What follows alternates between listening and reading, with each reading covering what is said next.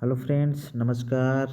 तो आप लोग कैसे हैं? जीएस विद प्रेम के इस यूट्यूब चैनल में आप सभी का स्वागत है।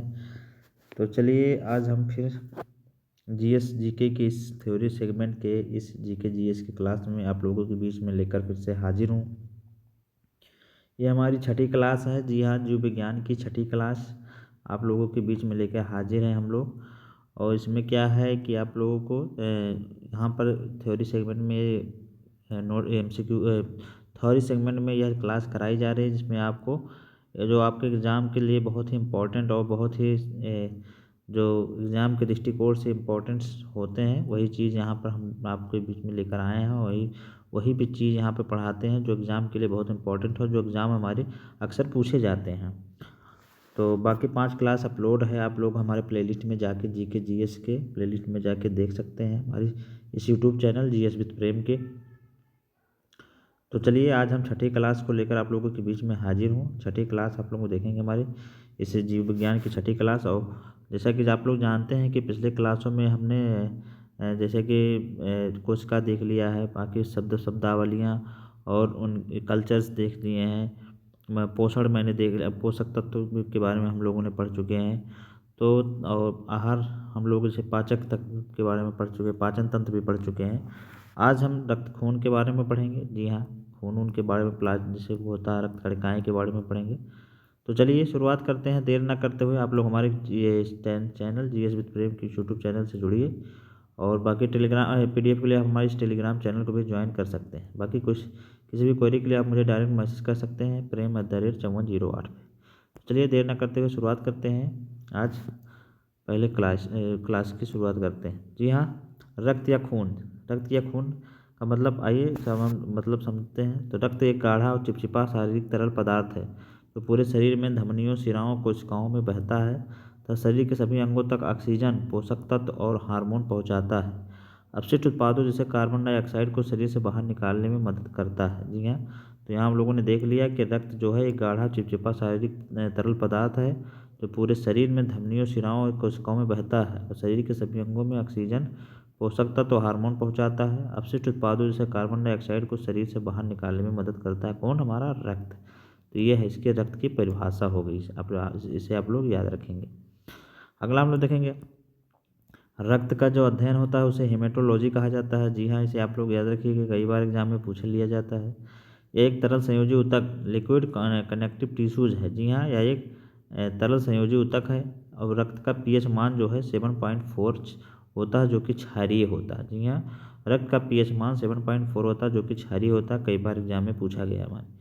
एक सामान्य पुरुष में 5 से 6 लीटर रक्त होता है, जो होना चाहिए, जो कि शरीर के वजन का लगभग 7% होता है। जी हाँ, एक सामान्य पुरुष के शरीर में 5 से 6 लीटर रक्त होना चाहिए, जो शरीर के वजन का लगभग 7% होता है। रक्त का निर्माण लाल अस्थिमज्जा रेड बोन मैरो में होता है। जी हाँ, रक्त का जो निर्माण है लाल अस्थिमज्जा रेड बोन मैरो में होता है।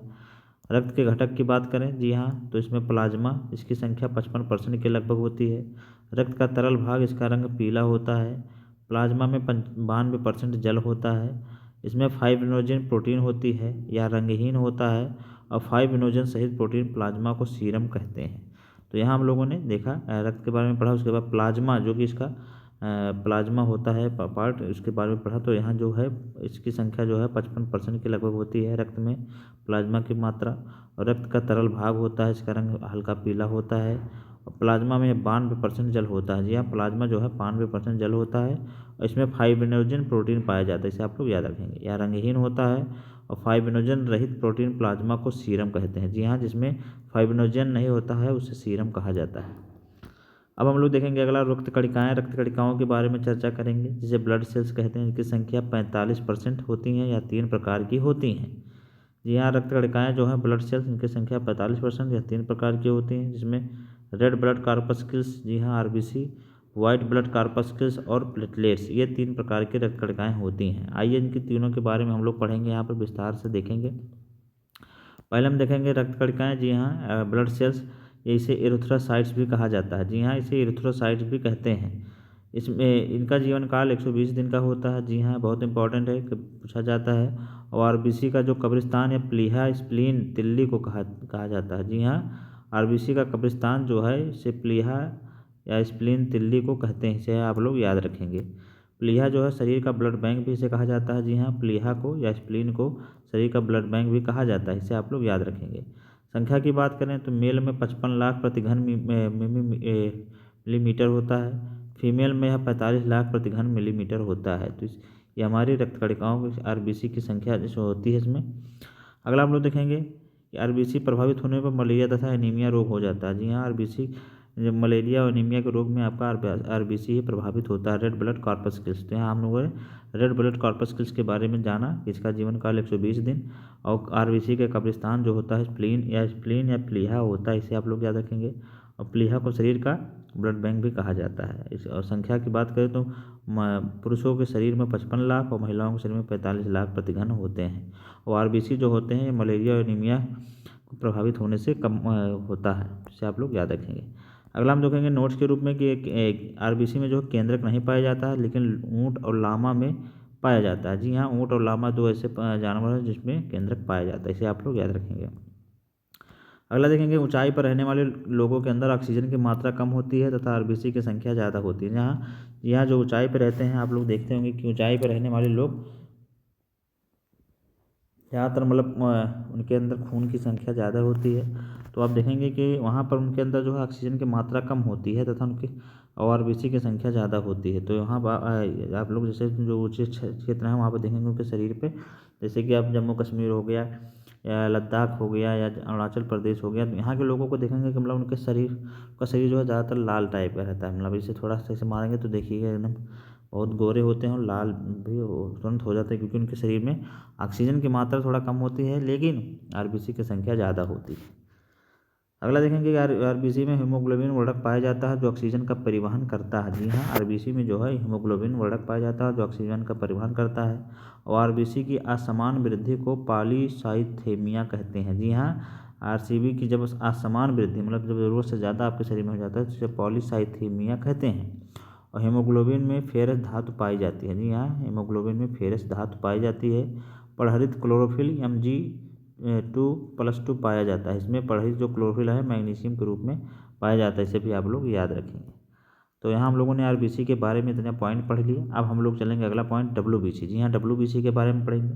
वाइट ब्लड कॉर्पस्कल्स, जी हाँ, श्वेत रक्त कणिकाएँ जिसे ल्यूकोसाइट्स कहते हैं, या प्रतिरक्षा प्रणाली का हिस्सा होती हैं जो हमारे शरीर को संक्रमण या बीमारियों से बचाती हैं। इसे शरीर का सैनिक भी कहा जाता है। जी हाँ, हमारे डब्ल्यूबीसी को शरीर का सैनिक कहा जाता है और यह जो है प्रतिरक्षा प्रणाली का हिस्सा होती है जो हमारे शरीर के संक्रमण को बीमारियों से बचाती हैं। अगला देखेंगे इनकी संख्या जो है 4500 से 11000 के बीच होती है। जी हाँ, 4500 से 11000 के बीच होती है। इनका जीवन काल लगभग 14 दिन का होता है, इसे भी आप लोग याद रखेंगे। डब्ल्यूबीसी की संख्या में अनियंत्रित वृद्धि जो है ल्यूकेमिया ब्लड कैंसर कहलाती है। जी हाँ, डब्ल्यूबीसी जो होती है उसकी जब शरीर में संख्या बहुत ज़्यादा हो जाती है तो यहाँ पर उसे ल्यूकेमिया कहते हैं। जी हाँ, जिसे ब्लड कैंसर भी कहा जाता है, बहुत खतरनाक घातक बीमारी है, इसे आप लोग याद रखेंगे। जीवन काल की बात करें तो यहाँ पे 14 दिन का होता है। इसकी संख्या 4500 से 11000 के बीच होती है, इसे आप लोग याद रखेंगे, हमारे एग्जाम में पूछा भी गया है। अब हम यहाँ देखेंगे डब्ल्यूबीसी के प्रकार की बात की जाए तो पहला है कणिका रहित, जिसे ग्रेन्यूल्स बोलते हैं। इसमें आपका लिम्फोसाइट्स, मोनोसाइट्स जो कि आकार में बड़े होते हैं। इस प्रकार के दो प्रकार के इसमें होते हैं कणिका रहित। दूसरा है कणिका युक्त। जी हाँ, ग्रेन्यूल्स, इसमें न्यूट्रोफिल्स जो कि सबसे ज़्यादा संख्या में होते हैं, बेसोफिल्स और इओसिनोफिल्स होते हैं। तो इस तरह कुल हमारे डब्ल्यूबीसी में 5 प्रकार के टाइप होते हैं। इसमें एक कणिका रहित होते हैं, ये ग्रेन्यूल्स और एक ग्रेन्यूल्स होते हैं। तो ये ग्रेन्यूल्स में आपका लिम्फोसाइट्स और मोनोसाइट्स आते हैं तथा कणिका युक्त में आपका न्यूट्रोफिल्स, बेसोफिल्स और इओसोनोफिल्स कहलाता है। डब्ल्यूबीसी में असमान कमी से, जी हाँ, डब्ल्यूबीसी में असमान कमी से ल्यूकोसाइटोपिनिया होता है। इसके वो लक्षण वायरस संक्रमण व एड्स में होते हैं। जी हाँ, डब्ल्यूबीसी में असमान कमी में ल्यूकोसाइटोपिनिया होता है जिसके लक्षण वायरस संक्रमण और एड्स में होते हैं। डब्ल्यूबीसी के उत्पादन को ल्यूकोपियोसिस कहते हैं। जी हाँ, डब्ल्यूबीसी के उत्पादन को ल्यूकोपियोसिस कहते हैं, इसे आप लोग याद रखेंगे। तो यहाँ पर हम लोगों ने डब्ल्यूबीसी के बारे में भी पढ़ लिया, अब आरबीसी भी पढ़ा, डब्ल्यूबीसी के बारे में पढ़ लिया। अब चलेंगे प्लेटलेट्स। अब प्लेटलेट्स के बारे में थोड़ा चर्चा करेंगे। जी हाँ, प्लेटलेट्स तीसरा जो तत्व हमारा, थ्रोम्बोसाइट्स भी इसे कहते हैं। यह रक्त में मौजूद छोटी छोटी रंगहीन कोशिकाएँ हैं जो रक्त जमने और रक्तस्राव को रोकने में मदद करती हैं। जी हाँ, इसे जो रक्त जो प्लेटलेट्स होता है या जिसे थ्रोम्बोसाइट्स भी कहते हैं, यह रक्त में मौजूद छोटी और रंगहीन कोशिकाएं हैं जो रक्त को जमने और रक्तस्राव को रोकने में मदद करती हैं। कार्य की बात करें तो रक्त का थक्का जमना, संख्या जो है 1.5 लाख से 4.5 लाख। जीवन काल की बात करें तो 7 से 10 दिन।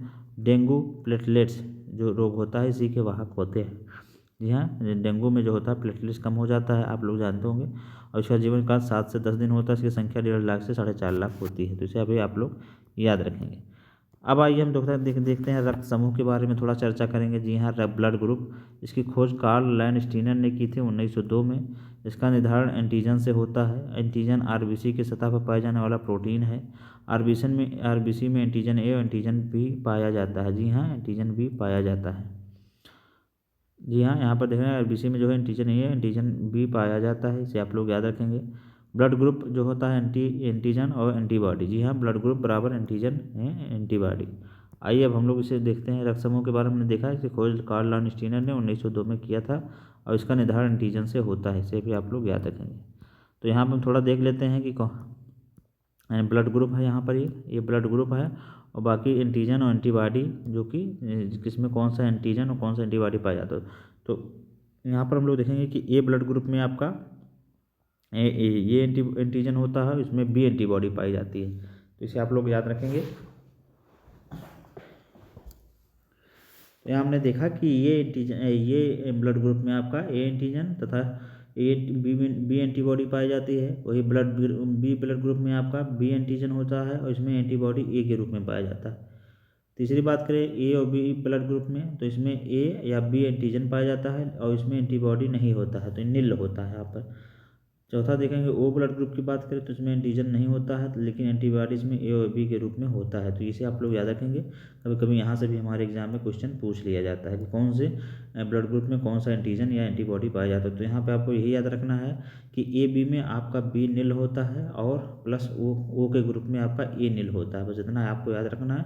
बाकी ए ब्लड ग्रुप में A antigen B antibody, B blood group में बी एंटीजन ये एंटीबॉडी, ये इस तरह आपको याद रखना है। बाकी ए बी में आपका ए और बी एंटीजन पाया जाता है, लेकिन बी एंटीबॉडी जो है निल होता है ए बी में, और इसी तरह वो में आपका एंटीजन निल होता है और ए बी एंटीबॉडी पाया जाता है, तो इसे आप लोग याद रखें। अब हम लोग देखेंगे यहाँ रक्तदान की बात करें। जी यहाँ कौन से लोग कौन से रक्तदान कर सकते हैं, किसको दान कर सकते हैं, ब्लड डोनेट कर सकते हैं। तो यहाँ पर हम लोग देखेंगे ये ब्लड ग्रुप जो है, ये ब्लड ग्रुप का जो व्यक्ति होता है वह ए को भी दान कर सकता है, वो को भी दान कर सकता है। जी हाँ, बी ब्लड ग्रुप का जो व्यक्ति है वह बी को भी अपना रक्तदान दे सकता है, वो को भी दान दे सकता है, इसे आप लोग याद रखेंगे। ए और बी ब्लड ग्रुप का जो व्यक्ति होता है वह ये बी को भी दे सकता है, ए को भी दे सकता है, बी को भी दे सकता है, ओ को भी अपना ब्लड ग्रुप दान दे सकता है, और वो जो है केवल ओ को दे सकता है। तो यहाँ पर आप लोग देख सकते हैं कि वो ब्लड ग्रुप जो है मतलब ऐसा है कि वह ग्राही होता है। जी हाँ, वह ग्राही होता है और सभी का ब्लड ग्रुप ले सकता है। तो इस तरह हम लोग देख सकते हैं कि वो को सभी के ब्लड ग्रुप मिल सकते हैं, तो वो वाला किसी को भी दे सकता है। जी हाँ, वो जो ब्लड ग्रुप है केवल वो को देते हैं, बाकी वो जो है किसी का भी ब्लड ग्रुप ले सकता है। तो यहाँ हम लोग देख सकता है कि ये ब्लड ग्रुप भी ओ को मिल सकता है, बी भी मिल सकता है ओ को, ए बी भी मिल सकता है तथा ओ ब्लड ग्रुप भी ओ को मिलता है। तो इस तरह हम देख सकते हैं। और ये बी जो है ये बी जो ब्लड ग्रुप ये किसी से भी ले सकता है। जी हाँ, ए बी ब्लड ग्रुप है, जैसे ए से भी ले सकता है, बी से भी ले सकता है, ओ से भी ले सकता है, ए बी से ले सकता है। तो यहाँ पर हम देख सकते हैं कि ए बी जो ग्रुप है यह ग्राही होता है। जी हाँ, ये ग्राही होता है, और वो जो होता है डोनर होता है, सार्वभौमिक दाता यूनिवर्सल डोनर आपका वो होता है। सर्वग्राही ए प्लस बी यूनिवर्सल एक्सेप्टर होती है ए बी। तो यहाँ हम देख सकते हैं कि वो जो है वो किसी को भी दे सकता है। जी हाँ, डोनर होता है यूनिवर्सल, और जो किसी से भी लेने वाला जो होता है हमारा ए बी होता है, इसे आप लोग याद रखेंगे। अगला हम देखेंगे रक्त का निर्धारण देखेंगे। जहाँ रक्त निर्धारण की बात करेंगे तो रक्त के नमूने जो है प्रयोगशाला ए और बी प्रकार के रक्त एंटीबॉडी के साथ मिलाए जाते हैं। इसके बाद नमूने एंटी आयरिस सीरम के साथ मिलाया जाता है ताकि आयरिस कारक का पता लगाया जा सके। इस प्रक्रिया को ABO टाइमिंग कहा गया है। निर्धारित करता है कि यह आपका रक्त ए बी ओ तथा आर एस पॉजिटिव या आर एस नेगेटिव है। तो यहाँ हम लोगों ने रक्त निर्धारण भी देख लिया। अब हम लोग देखेंगे आर एच फैक्टर। जी हाँ, इसकी खोज लैंड स्टीनर और बीनर ने की थी। इसकी खोज रीसस नामक बंदर में हुई थी। इसमें डी एंटीजन जिसमें जो कि आर एच प्लस उपस्थित होते हैं और आर एच नेगेटिव अनुपस्थित होता है, जिसे हम लोग देख लिया। अब हम लोग चलेंगे अगले अगले पॉइंट पे, रक्त परिसंचरण तंत्र के बारे में देखेंगे, ब्लड सर्कुलेटरी सिस्टम के बारे में। जी हाँ, इसकी व्याख्या हम लोग देखेंगे। रक्त परिसंचरण तंत्र जो होता है, तंत्र हृदय, रक्त वाहिकाओं, धमनियों, शिराओं और रक्त से मिलकर एक परिवहन तंत्र है जो ऑक्सीजन, पोषक तत्व, हार्मोन पहुंचाना और अपशिष्ट पदार्थों जैसे कार्बन डाइऑक्साइड को बाहर निकालना है, पूरे शरीर से रक्त को पंप करता है। खोज की बात करें तो विलियम हार्वे ने किया था। जी हाँ, इसे आप लोग याद रखेंगे। अलग है खुला परिसंचरण तंत्र जो है, ओपन ब्लड सर्कुलेटरी सिस्टम। इसमें रक्त सीधा शरीर में प्रवाहित होता है अर्थात इसमें रक्त वाहिका नहीं होती है, जैसे कि काकरोच और मकड़ी। तो यहाँ हम लोग ने देख लिया कि हार्मोन पहुँचाना, अवशिष्ट पदार्थों जैसे कार्बन डाइऑक्साइड को बाहर निकालना, पूरे शरीर में रक्त को पंप करता है। कौन? आपका रक्त परिसंचरण तंत्र का काम होता है। और उसकी खोज जो है विलियम हार्वे ने किया था। अब यहाँ पर हम जिसे देखते हैं रक्त परिसंचरण तंत्र दो प्रकार के होते हैं। एक खुला परिसंचरण तंत्र जो कि ओपन ब्लड सर्कुलेटरी सिस्टम होता है। इसमें रक्त जो होता है शरीर में सीधे प्रवाहित होता है और इसमें रक्त वाहिका नहीं होती है। अगला देखेंगे बंद परिसंचरण तंत्र, क्लोज सर्कुलेटरी सिस्टम। अगर रक्त धमनी या सिरा वेनी से पाइप के अंदर प्रवाहित होता है, सभी कशेरुकी जंतु या मनुष्य जैसे कि होते हैं। तो यहाँ हमने देखा कि हम लोग जो होते हैं ये बंद परिसंचरण तंत्र के अंतर्गत आते हैं, लेकिन काकरोच और मकड़ी जो है ये खुले अर्थात रक्तवाहिका इसमें नहीं होती है। इनका रक्त सीधा शरीर में प्रवाहित होता है। तो इसे आप लोग याद रखेंगे। मनुष्य जो है बंद और दोहरा परिसंचरण तंत्र होता है। रक्त परिसंचरण तंत्र में सबसे महत्वपूर्ण अंग हृदय होता है, तो इसे आप लोग याद रखेंगे। अब हम हृदय के बारे में थोड़ा देखेंगे। हृदय, जी हाँ, हृदय के अध्ययन को कार्डियोलॉजी कहते हैं। यह हल्का बाईं ओर होता है। इसका वजन लगभग 300 ग्राम होता है और यह केवल ब्लड को पंप करता है। इसके 4 चैम्बर या कक्ष होते हैं, 2 आलिंद जिसे एट्रियम या 2 निलय वेंट्रिकल कहते हैं। इसे भी आप लोग याद रखेंगे। यहाँ भी आपको हम चित्र के माध्यम से दिखा दें कि मतलब हृदय के हम जो होता है मैं दिखा दें आपको, चित्र के माध्यम से दिखाएंगे। तो यहाँ पर देख सकते हैं आप, ये आपका दायां आलिंद हो गया, दायां निलय हो गया, ये बायां निलय हो गया, ये दायां निलय हो गया। तो ये बायां निलय, दायां निलय, बायां आलिंद, दायां आलिंद, ये वाल्व हो गया। यहाँ पर ये वाल्व है। बाकी आलंद है, दो आलिंद और 2 निलय, मतलब 2 आर्ट्रियम और 2 वेंट्रिकल, ये 4 चैम्बर होते हैं। बाकी यहाँ ब्लड फ्लो की बात किया जाए तो ब्लड फ्लो में देखते हैं आप कि यहाँ पर जो ब्लड बॉडी से जो ब्लड है यहाँ पर सीधे ये जाता है राइट, यहाँ से आपका दायां आलिंद में जाता है और फिर यहाँ से ये दायां आलिंद से होके फिर ऐसे घूमते हुए फिर यह सीधे फेफड़े में चला जाता है। जी हाँ, दायां आलिंद से होते हुए फिर यहाँ पर ये आपका राइट नीले से होते हुए सीधे फेफड़े में चला जाता है। फिर यहाँ से फेफड़े से फिर ये ऑक्सीजन यहाँ पर ऑक्सीजन बनाता है। फिर यहाँ से और कार्बन डाइऑक्साइड को लेके फिर सीधे यहाँ पर ये जो बायां आलिंद होता है यहाँ से आता है, फिर यहाँ से ये सीधे बॉडी में चला जाता है। जी हाँ, बायां निलय से फिर बॉडी में चला जाता है और यहीं पर यह जो है ऑक्सीजन युक्त शुद्ध रक्त महाधमनी में बहता है और फुफ्फुस शिराएं भी इसी में होती हैं, जो कि फुफ्फुस शिरा में ऑक्सीजन युक्त ब्लड शुद्ध रक्त बहता है। तो इसे आप लोग याद रखेंगे। फुफ्फुस शिरा में आपका शुद्ध रक्त बहता है। जी हाँ, ऑक्सीजन युक्त होता है जो कि, और वही महाधमनी में जो होता है ये यहाँ भी शुद्ध रक्त आपका बहता है। अशुद्ध रक्त की बात करें तो महाशिरा में, जी हाँ, इसमें O2 रहित होता है, इसमें कार्बन डाइऑक्साइड की होती है, इसमें अशुद्ध रक्त बहता है जो कि बॉडी से आपके फेफड़े तक लेकर जाता है। जो बॉडी से फेफड़े तक जाता है इसमें अशुद्ध रक्त, और जो फेफड़े से लेके बॉडी में आता है उसमें शुद्ध रक्त बहता है। इसे भी आप लोग याद रखेंगे। फुफ्फुस धमनी में अशुद्ध रक्त बहती है, तो इसे आप लोग याद रखेंगे। अब हम लोग चलेंगे यहाँ पर अगला देखेंगे, अगला यहाँ पर क्रम देखेंगे कि ब्लड फ्लो का क्रम जो है, पहले बॉडी, फिर दायां आलिंद, फिर बायां निलय, फिर फेफड़ों में, फिर बायां आलिंद, फिर बायां निलय, फिर महाधमनी, फिर बॉडी में। तो इस तरह हम लोगों ने देख लिया। यहाँ पर आपको जो बताया कि पहले बॉडी है, ये बॉडी से फिर बॉडी से यहाँ पर आपका जाएगा दायां आलिंद, फिर यहाँ से दायां निलय, फिर ये फेफड़ों में चला जाता है, फेफड़ों से फिर बायां आलिंद हो जाता है, फिर बायां निलय, फिर यहाँ से महाधमनी से होते हुए फिर बॉडी में आ जाता है। तो यहीं पर आपका शुद्ध रक्त भी बहता है, यहाँ पर आपका अशुद्ध रक्त बहता है। तो इसलिए इस तरह हम लोगों ने चित्र के माध्यम से देख लिया।